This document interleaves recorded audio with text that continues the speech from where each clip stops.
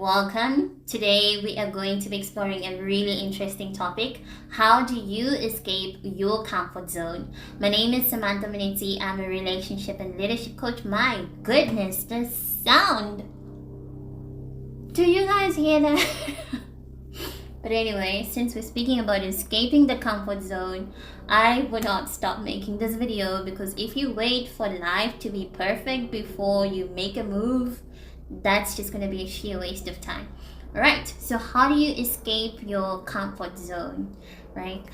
We are going to explore 3 components of what actually keeps people stuck in their comfort zone. One of the main aspects that keep people in their comfort zone is their belief systems, right? Their belief systems. So we have to look at, what do you believe about yourself?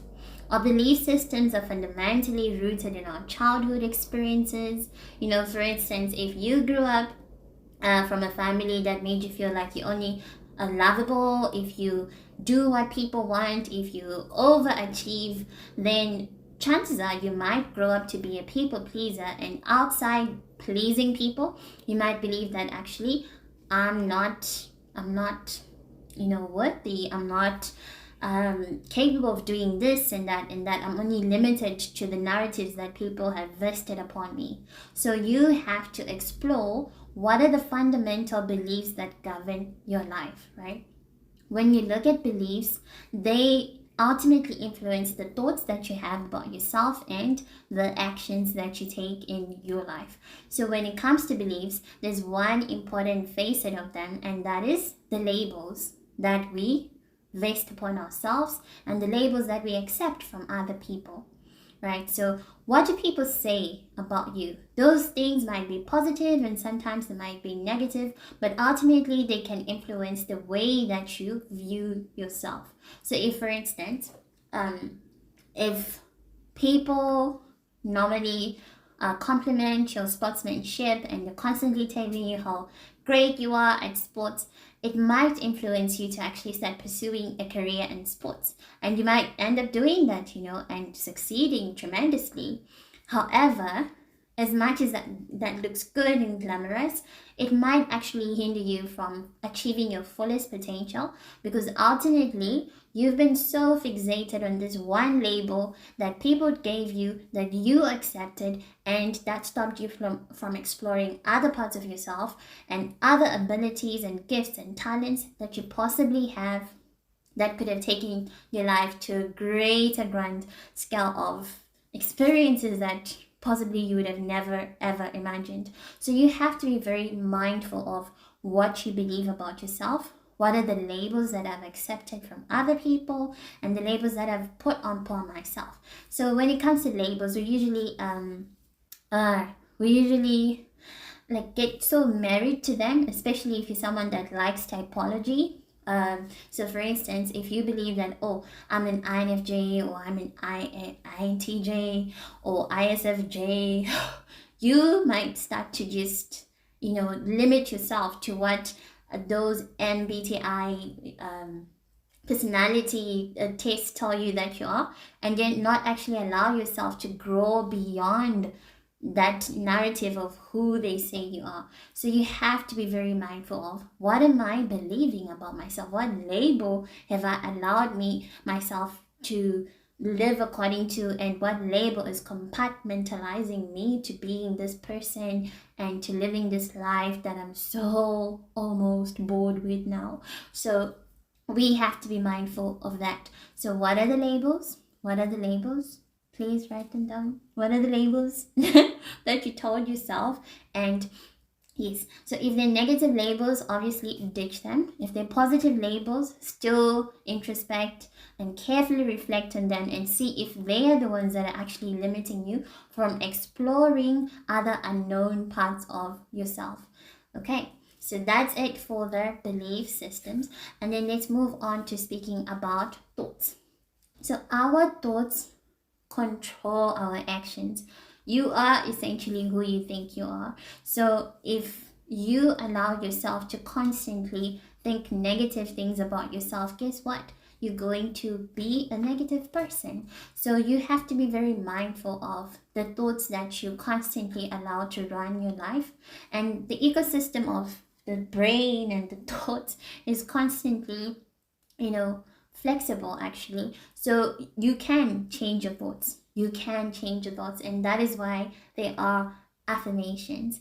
So a lot of people feel like affirmations are boring and ineffective, wishy-washy. But to be honest, negative thoughts are also affirmations.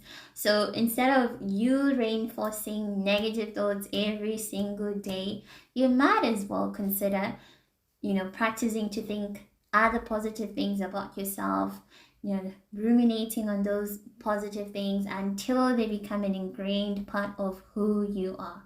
Okay, so that's it about thoughts, and now let's move on to actions.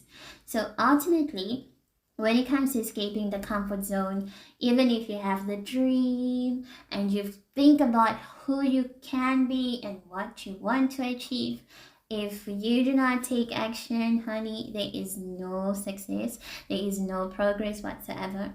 So we have to be mindful of the actions that we're taking. And obviously, you have to have a blueprint of where you want to go. That blueprint can guide you into knowing what goals to set long term and what goals to set for the short term. So normally what scares people off is when they have this big picture of this is what I want to accomplish, and then when they look at that dream, they're just like, oh. They're so overwhelmed with it to the point where they become paralyzed. It's often called the perfectionism paralyzed, where you feel like I don't have the perfect conditions to get started. But actually, life is never going to hand you a perfect situation or perfect resources or perfect time to get something done. As I'm shooting this video, this helicopter just keeps making noise, but you see, it doesn't matter. All that matters is getting things done. Learn to circumvent your way through obstacles and ensure that at the end of the day, you took action. That is the reality of life. Nobody has a perfect life. And you won't also have a perfect condition to get started on any goal that you have. So always accept that reality, because the longer you take to accept that, the more you keep waiting. Now I'm going to start next month. I'm going to start next week. And then it just boils down to 1 year of not doing anything whatsoever. So break down your big goals and into smaller goals that are achievable, that you can focus on one day at a time. Think about it. If you take life one day at a time, that means that at the end of 7 days, you would have achieved 7 successful days, and that's like 1 week of progress. So as long as you just make your focus today, I'm going to have this action plan and implement it and review it at the end of the day, then that's brilliant.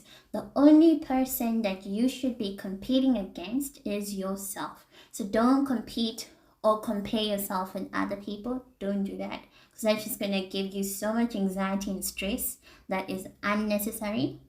All you have to do is race against the person that you were yesterday. If you want to feel good about yourself and be proud of who you are, all you have to do is to look at the guy that you were yesterday. And if you see a difference with the person you are today, then you can go to bed with a smile on your face and heart, knowing that I did my best.